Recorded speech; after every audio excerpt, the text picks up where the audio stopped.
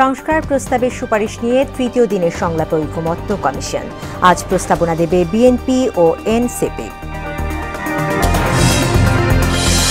ঈদ ঘিরে বাতিল গাড়ি মেরামতের হিড়িক, অনাকাঙ্ক্ষিত দুর্ঘটনার আশঙ্কা বিশেষজ্ঞদের। বিভিন্ন মহাসড়কে ভোগান্তির শঙ্কা। গাজীপুরে স্ত্রী সন্তানকে হত্যার পর স্বামীর আত্মহত্যা। নারায়ণগঞ্জে গ্যাস সিলিন্ডার বিস্ফোরণে একই পরিবারের দগ্ধ ৩। এবং সারা দেশে জমজমাট ঈদের কেনাকাটা। বিপণী বিতান থেকে ফুটপাত সবখানেই উঠছে পড়া ভিড়। বেশি চাহিদা ভারত ও পাকিস্তানি পোশাকে।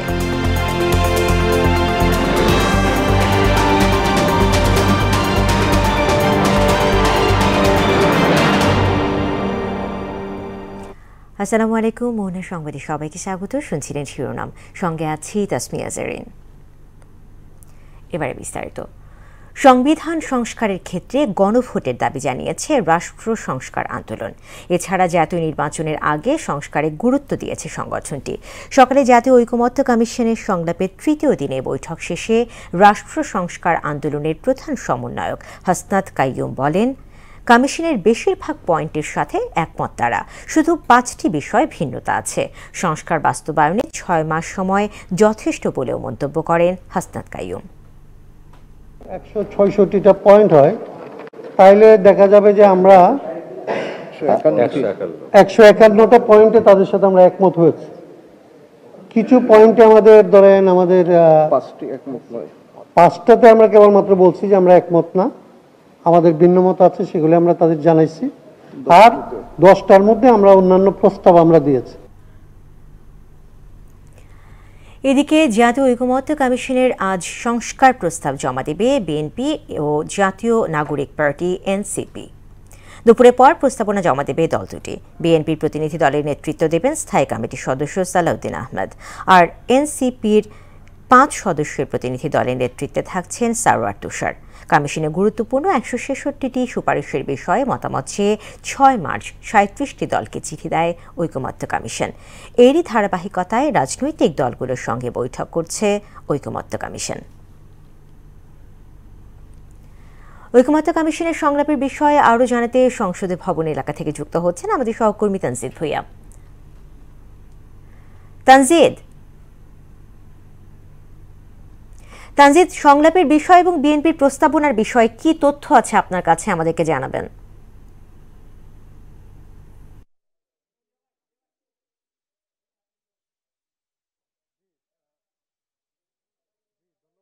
জেরিন, আপনি জানেন যে আমি এখন আছি সংসদ ভবন এলাকায়। এখানে কিছুক্ষণ আগেই কিন্তু বিএনপির যে স্থায়ী কমিটির সদস্য সালাউদ্দিন আহমেদ, তিনি কিন্তু সংবিধান সংস্কার কমিশনের যিনি প্রধান, ওনার সাথে কিন্তু দেখা করার জন্য কিন্তু ওনার রুমে এসেছেন। আমরা তার আগে সকালে যেটি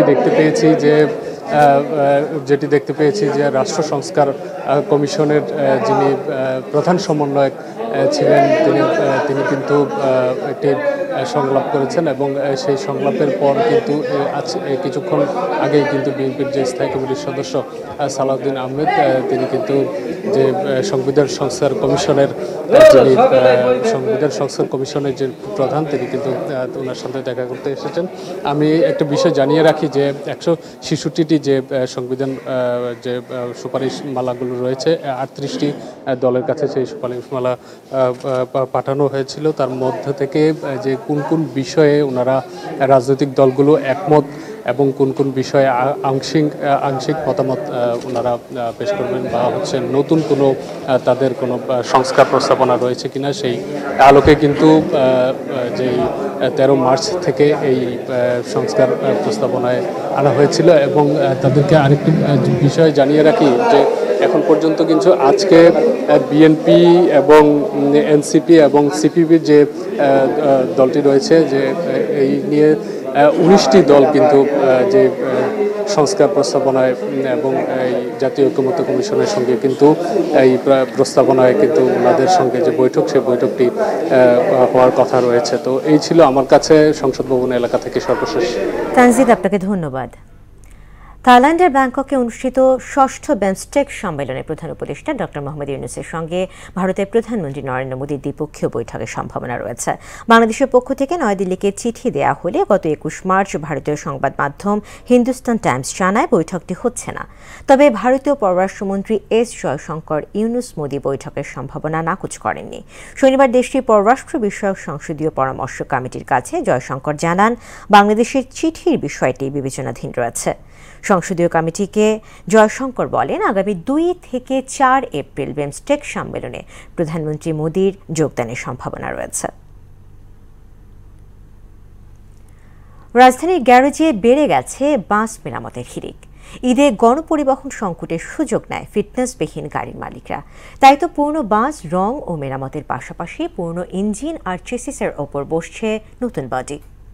পরিবহন বিশেষজ্ঞরা বলছেন, সড়কে দুর্ঘটনার অন্যতম কারণ এসব বাস। ঈদে মহাসড়কে স্বস্তি ফেরাতে নিতে হবে বছরব্যাপী সমন্বিত পদক্ষেপ।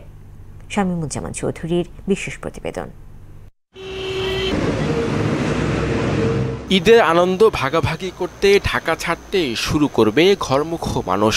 ফলে সড়ক মহাসড়কে বাড়বে যাত্রীর চাপ, আর যাত্রীর চাপ সামাল দিতে দৌরত্ব বাড়ে ফিটনেসবিহীন লক্কর-ঝক্কর গাড়ির। বাংলাদেশ যাত্রী কল্যাণ সমিতির তথ্য মতে ঢাকা, নারায়ণগঞ্জ ও গাজীপুর থেকে ঈদে বাড়ি ফেরা মানুষের প্রায় ৭৫% সড়ক পথ ব্যবহার করবেন। কিন্তু বরাবরই গণপরিবহনের সংকট, যানজট ও অতিরিক্ত যাত্রীর চাপ সামাল দিতে অপ্রস্তুত থাকে পরিবহন খাত। ফলে যাত্রীদের গুনতে হয় বাড়তি ভাড়া, টিকিট কালোবাজারি আর অপরাধীদের দৌরত্ব তো আছেই। ঈদযাত্রাকে কেন্দ্র করে পরিবহন খাতেও লেগেছে সাজসজ্জার ছোঁয়া। ওয়ার্কশপগুলোতে পুরনো বাস মেরামতের কাজ চলছে পুরোদমে। গ্যারেজগুলোতে দিনরাত সমান তালে চলছে বাসের ইঞ্জিন ও বডি মেরামতের কাজ। কোথাও চলছে পুরনো বাসে নতুন করে রঙের প্রলেপ দেওয়ার কাজ। ইঞ্জিনের কাজ চলতেছে, এগুলো ফিটনেস কিছুটা খারাপ হয়েছে, এগুলো ঈদের উপলক্ষে নতুন করে আবার সাজিয়ে ঈদের উপলক্ষে ঈদের আগে যেন গাড়িগুলো সুন্দরভাবে রোডে চলাচল করতে পারে ওই ব্যবস্থাই করতেছে। ঈদ উপলক্ষে ইনশাল্লাহ আমরা সবগুলো রাস্তায় নামানোর চেষ্টা করতেছি। শুধু বাসের ইঞ্জিন ও বডি নয়, বাসের পুরাতন সিট কাভার নতুন করে বানানোর কাজও চলছে। ঈদের এই মৌসুমটাতে বাড়তি আয়ের পাশাপাশি দম ফেলার ফুসরত নেই বাস মেরামত শ্রমিকদের। টুকিটাকি কাজ এবং যেগুলো রং নষ্ট হয়ে গেছে এগুলো আবার নতুন করে রং করা, এটা হলো আমাদের যাত্রী সেবার জন্য এই কাজগুলো আমরা করে দিচ্ছি। বডি রিপেয়ারিং করা, রঙের কাজ, মানে যেগুলো ত্রুটি আছে ত্রুটি কাজগুলো সম্পূর্ণ করা পড়তেছে। পরিবহন বিশেষজ্ঞরা বলছেন, শুধুমাত্র রঙের পরিবর্তন করলেই গাড়ি রাস্তায় নামানোর যোগ্য হয়ে যায় না। ফিটনেসবিহীন এসব যানবাহন দুর্ঘটনার অন্যতম কারণ হয়ে দাঁড়ায়। ঈদের সময় ঘটা করে আমি কাজ করব, বিজ্ঞানের এটা কিন্তু সমর্থন নাই। সারা বছর ধরে গাড়িকে ফিট রাখা, অবৈধ গাড়ি মহাসড়কে না আসা, মহাসড়কের অসঙ্গতিপূর্ণ হাট বাজার যারা ব্যবহার করে তার পথ পরিষ্কার রাখা, এগুলি যাদের কাছে দায়িত্ব অর্পিত আছে তারা কাজ করেন না। প্রতি বছরই দেখা যায় শুধু যে দুর্ঘটনা ঘটে তা না, এই মাঝে মাঝে বিকল হয়ে যায় গাড়িগুলি। এই বিকল গাড়িকে প্রচণ্ড চাপের মাঝখানে সামনেও নেওয়া যায় না, পিছেও নেওয়া যায় না। এই যে অতিরিক্ত যানজটের একটা কারণ হয়, এইটা প্রতিবারই কিন্তু আমাদেরকে ভোগায়। ঈদযাত্রা নির্বিঘ্ন করতে সচেতনতার পাশাপাশি কঠোর নজরদারি বাড়াতে হবে। মহাসড়কে স্বস্তি ফেরাতে নিতে হবে সমন্বিত পদক্ষেপ। আনফিট গাড়িগুলিকে রং চং দিয়ে সুন্দর করছে, আবেদন সৃষ্টি করার চেষ্টা করছে, সেই জায়গায় কিন্তু অতিরিক্ত নজরদারি দিয়ে গোড়াতেই কিন্তু তাকে অ্যারেস্ট করতে হবে। শামীমুজ্জামান চৌধুরী, মোহনা সংবাদ, ঢাকা। ঢাকা সিলেট মহাসড়কের নরসিংদীর অংশে ৬ লেনের কাজ চলমান থাকায় ঈদের যানজট ও দুর্ঘটনার আশঙ্কা করছেন পরিবহনের চালক ও যাত্রীরা। নারায়ণগঞ্জ থেকে নরসিংদী পর্যন্ত হাটবাজারের কারণে এমনিতেই চাপ থাকে, তারপরও তার উপর কাজ চলমান থাকায় কোথাও কোথাও সড়ক সরু হয়ে পড়েছে, আবার কোথাও খানাখন্দের সৃষ্টি হয়েছে। এছাড়া এ পথে ঢাকা, সিলেট ও চট্টগ্রাম বিভাগের ৯টি জেলার মানুষ যাতায়াত করে। তাই এবার ঈদ যাত্রায় ঘরমুখ মানুষের দুর্ভোগ বাড়ার আশঙ্কা রয়েছে। যানজটের আশঙ্কা নিয়ে চালক যাত্রীদের বক্তব্য শুনেছেন আমাদের সহকর্মী মাহবুবুর রহমান, নরসিংদী থেকে যুক্ত হচ্ছেন তিনি। মাহবুব, চালক যাত্রীরা কি বলছেন এবং বিশেষ করে সংস্কার কাজের অবস্থা কেমন সেটা আমাদেরকে জানাবেন।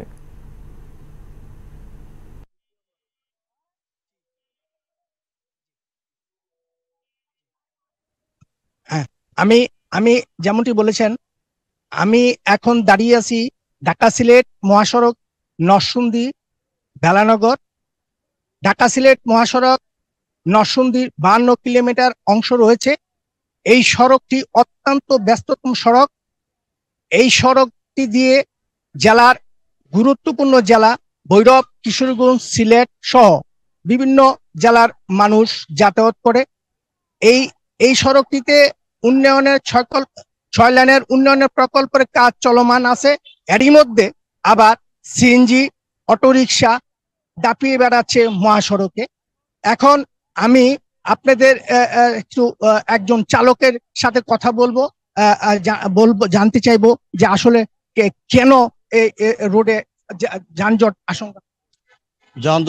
আশঙ্কা করছে এই কারণে যে যেহেতু মহাসড়কে ফ্লাইওভারের কাজ চলমান রয়েছে, এমনিতে মহাসড়কের জায়গা কমে গেছে, তার জন্য গাড়ি যানজটের অবস্থায় পড়ছে। তাছাড়া দেখা গেছে মহাসড়কে ইটাখোলা হাইওয়ে ফাঁড়ির সামনে দিয়ে ফ্লাইওভারের কাজ চলছে, সেখানে সিএনজি মহাসড়ক দখল করে বসে আছে, যে কারণে বাস ট্রাক এগুলো যাতায়াতের সময় যানজটে পড়তে হচ্ছে, জনগণের হয়রানি শিকার হচ্ছে। এখানে হাইওয়ে পুলিশের কোনো তৎপরতা দেখতে পাচ্ছি না, তারা কি করতেছে সেটাও জানি না। মহাসড়কের যানজটে জনগণ অনেক অসুবিধায় আছে।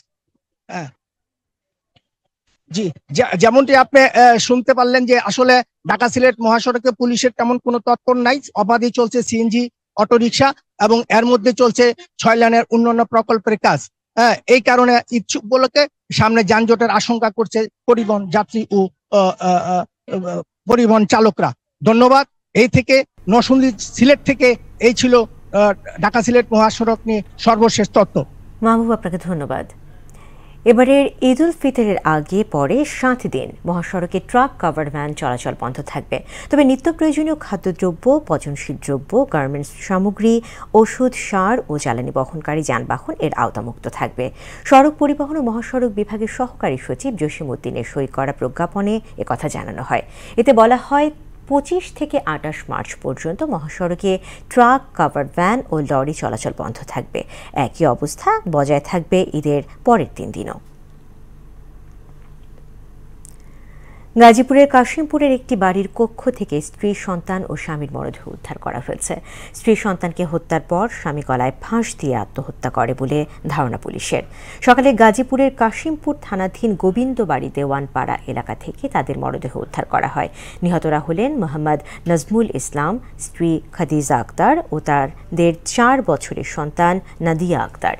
পুলিশ জানায় সকাল 10টার দিকে নিহতদের মরদেহ উদ্ধার করে গাজীপুর শহীদ তাজউদ্দিন মেডিকেল কলেজ হাসপাতালের মর্গে পাঠানো হয়েছে। মারা গেল কেমন আমি জানি, আমার মেয়ের জামাই মারছে। মেয়ের জামাই নিশা খায়, এরা নিশা খায় খেয়ে যাইতো গা, মাতলামি করতে করতে যাইতো গা। হ্যান তেনে গেছিল গা, একবার মেসে দুইরা মারছিল। কারণ বলতে বোনের জামাই মারছে, এটা আমরা সবাই বোনের জামাই মারছে। নারায়ণগঞ্জে ফতুল্লায় সিলিন্ডারে গ্যাস লিকেজ থেকে বিস্ফোরণে নারী সহ একই পরিবারে 3 জন দগ্ধ হয়েছে। রোববার সেহরির সময় এ দুর্ঘটনা ঘটে। তাদের উদ্ধার করে সকালে জাতীয় বার্ন ও প্লাস্টিক সার্জারি ইনস্টিটিউটের জরুরি বিভাগে নেওয়া হয়। বিষয়টি নিশ্চিত করে জাতীয় বার্ন ও প্লাস্টিক সার্জারি ইনস্টিটিউটের আবাসিক সার্জন শাওন বিন রহমান জানান, দগ্ধদের মধ্যে একজনের শরীরে 62% পুড়ে গেছে। তাকে ভর্তি করা হয়েছে, বাকি 2 জন অবজারভেশনে আছে। জয়পুরহাটে জমে উঠেছে ঈদ কেনাকাটা। বিভিন্ন শপিং মল থেকে শুরু করে সব ধরনের বিপণী বিতানে শোভা পাচ্ছে রং বেরঙের বাহারি পোশাক। অন্য বছরের মতো এবারও ভারতীয় শাড়ি, পাকিস্তানি 3 পিস এবং লেহেঙ্গা পাওয়া যাচ্ছে। মিলন রায়হানের প্রতিবেদন, জানাচ্ছেন শারমিন স্বর্ণা। জয়পুরহাট জেলার শহরসহ 5 উপজেলার বিভিন্ন মার্কেটগুলোতে এখন শোভা পাচ্ছে বিভিন্ন ধরনের নতুন ডিজাইনের পোশাক। নজরকাড়া ডিজাইন আর চাকচিক্যের ভিড়ে হুমড়ি খেয়ে পড়ছেন ক্রেতারা। বিভিন্ন বিপণী বিতানগুলোতে নানা রং বেরঙের ভারতীয় শাড়ি, পাকিস্তানি 3 পিস ও লেহেঙ্গার বিপুল সমাহার, যেখানে দর কষাকষির চেয়ে নারী পুরুষ সবাই কিনতেই পছন্দ করছেন। পার্টি ড্রেস কেনার জন্য আজকে খুব মজা হচ্ছে। জামা কাপড় সব কেনাকাটা শেষ, মেকআপ টেকআপ শেষ, এখন জুতা বাকি আছে, তো জুতাটা এখন কিনবো। জামা কেনাকাটা শেষ, এখন জুতা মার্কেট করতে আসছি। এখন বের হচ্ছে গ্রাউন্ড টপস, তারপর হচ্ছে পাকিস্তানের জামা, তারপরে হচ্ছে গ্রাউন্ড, আমার জুতো কিনবো, আমার ভাইয়ার জামা কিনবো, কসমেটিক কিনবো কিছু। বেচা বিক্রিতে খুশি ব্যবসায়ীরা জানালেন গত বছরের চেয়ে এবছর ব্যবসা ভালো, সামনে বিক্রি আরো বাড়বে বলে আশা তাদের। রোজার 7 দিনের পর থেকে যখন কাস্টমার আনাগোনা হওয়ার পরে আমরা একটু মোটামুটি একটু স্বস্তি লাভ করছি। কাস্টমার বলতেছে পার্সির কিছু কালেকশন আমাদেরকে দেখান, আর ঘাড়ারা অ্যাভেলেবেল চলতেছে, একদম পিচ্চি বাচ্চা থেকে শুরু করে বড় পর্যন্ত। গতবারের চাইতে এবারে মোটামুটি ভালো, তবে মানে এখনো যেহেতু সময় আছে সেক্ষেত্রে হয়তো আমরা আশাবাদী যে ভালো একটা আমরা রেজাল্ট পাবো ইনশাল্লাহ। এদের বেচা কিনা মোটামুটি গত বছরের তুলনায় এবারে মোটামুটি আলহামদুলিল্লাহ কাস্টমার রেসপন্স ভালো পাচ্ছি। আর ঈদের বেচাকেনাকে সমৃদ্ধ করতে শহরের মার্কেটগুলোতে সার্বিক নিরাপত্তা দেওয়া হয়েছে বলে জানালেন জেলা পুলিশের এই কর্মকর্তা। যাত্রা থেকে শুরু করে যারা মার্কেটিং এ যাবেন তারা যেন সুষ্ঠু সুন্দরভাবে তাদের মার্কেটিং করতে পারেন, নিরাপদে বাসায় ফিরতে পারেন, সে ব্যাপারে আমরা আমাদের বিভিন্ন স্তরে আমাদের পুলিশ ফোর্স নিয়োজিত থাকবে। ঈদের শেষ সময়টাতে বেচাকেনা আরো জমে উঠবে এমন প্রত্যাশা ব্যবসায়ীদের। শারমিন স্বর্ণা, মোহনা সংবাদ। ঈদকে সামনে রেখে খুলনার বিপণী বিতানগুলোতেও জমে উঠেছে বেচা বিক্রি। এ বিষয়ে আরো জানাতে আমাদের সঙ্গে যুক্ত হচ্ছে সহকর্মী শহীদুল হাসান। শহীদুল, ঈদে কেমন দেখছেন খুলনার বিক্রি কিনে আমাদেরকে জানাবেন।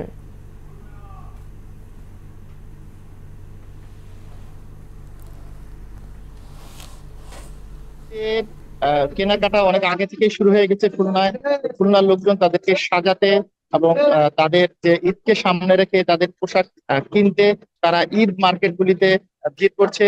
এখানে আমরা যে মার্কেটের সামনে রয়েছি সেখানে সাধারণত মধ্যবিত্ত এবং নিম্ন মধ্যবিত্ত শ্রেণীর যারা আছেন তারা এখানে ঈদ শপিং করতে আসেন। তো এখানে আমরা দেখতে পাচ্ছি যে ঈদের প্রচুর ভিড় এবং ব্যবসায়ীরা বলছেন যে তাদের ভালো বেচাকেনা হচ্ছে এবং তবে ক্রেতারা যে অভিযোগটা করেছেন যে গতবারের তুলনায় এবার ঈদের যে জামা কাপড় বা পোশাক আশাক তার দাম কিছুটা বেশি এবং তবে বিক্রেতারা বলছে যে নর্মালি যে আমদানি থাকে এবার আমদানি কিছুটা কম আছে, কারণ ইন্ডিয়া ভারত থেকে তারা যে আমদানি করতেন পোশাক আশাক সেই আমদানিটা করতে পারেননি, তবে তার বিকল্প হিসেবে তারা পাকিস্তান এবং চায়না থেকে পোশাক আমদানি করে এখানে বিক্রি করছেন।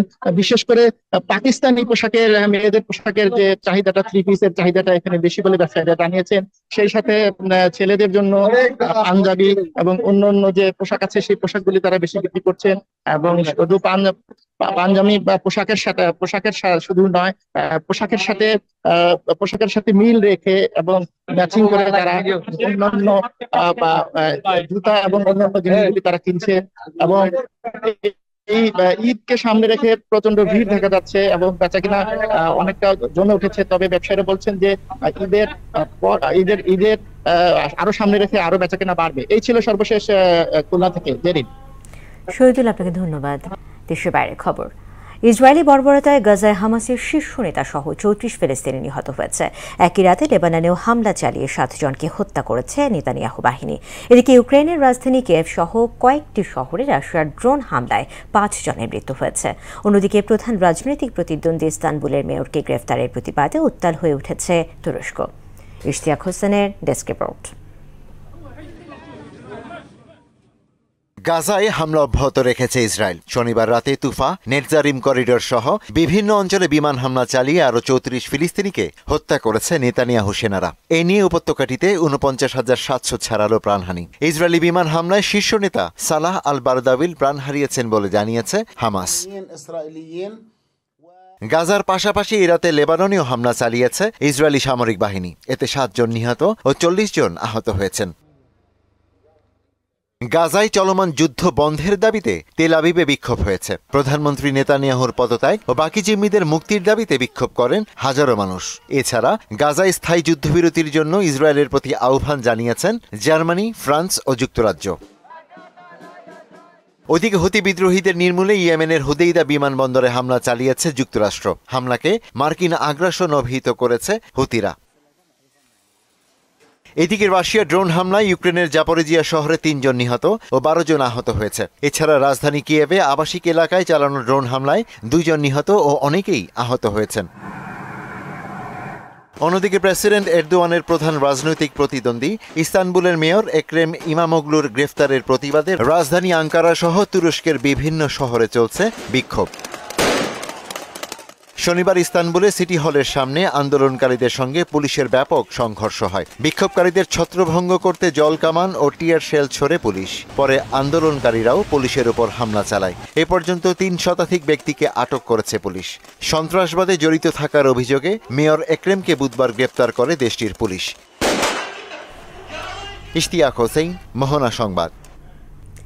শেষ করব মোহনা সংবাদ, যাবার আগে শিরোনামগুলো আরও একবার।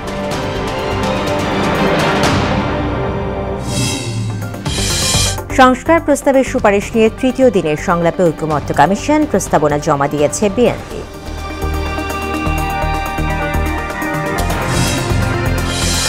ঈদ ঘিরে বাতিল গাড়ি মেরামতের হিড়িক, অনাকাঙ্ক্ষিত দুর্ঘটনার আশঙ্কা বিশেষজ্ঞের, বিভিন্ন মহাসড়কে ভোগান্তির শঙ্কা। গাজীপুরে স্ত্রী সন্তানকে হত্যার পর স্বামীর আত্মহত্যা, নারায়ণগঞ্জে গ্যাস সিলিন্ডার বিস্ফোরণে একই পরিবারের দগ্ধ ৩। এবং সারা দেশে জমজমাট ঈদের কেনাকাটা, বিপণী বিতান থেকে ফুটপাত সবখানে উঠছে পড়া ভিড়, বেশি চাহিদা ভারত ও পাকিস্তানি পোশাকের। দর্শক, এই ছিল মোহনা সংবাদে। পরবর্তী সংবাদ বিকেল 5:30টায়। এর আগে সংবাদ এক নজরে দেখবেন বেলা 3টায়। এছাড়া মোহনার সবশেষ খবর জানতে ভিজিট করুন www.mohana.tv। সংবাদ দেখতে পারেন আমাদের ফেসবুক পেজ ও ইউটিউবেও। এতক্ষণ সঙ্গে থাকার জন্য ধন্যবাদ।